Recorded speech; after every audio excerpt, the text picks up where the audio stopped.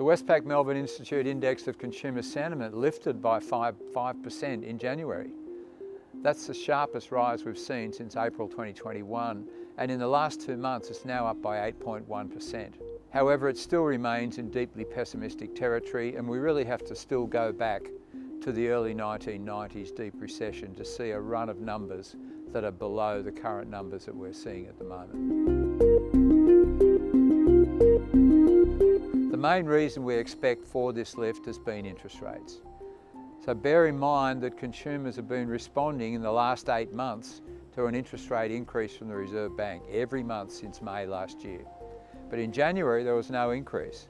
That of course is because the Reserve Bank board did not have a meeting, and we can expect to see a return to those rate increases again in February. But let's enjoy this respite. Mortgage borrowers, their confidence lifted by 10.7%, and the proportion of those respondents who expect rates to go up by more than 1% in the next 12 months has fallen from 60% to 48%. I expect that proportion to continue to fall because Westpac doesn't expect interest rate increases of more than 1% going forward.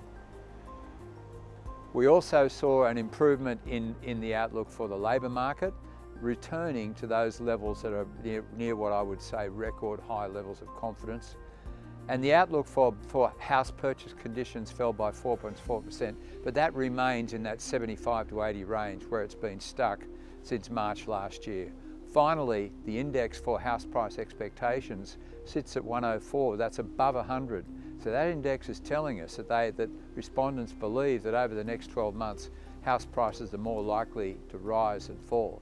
An interesting result, and one that we'll have to keep a close eye on.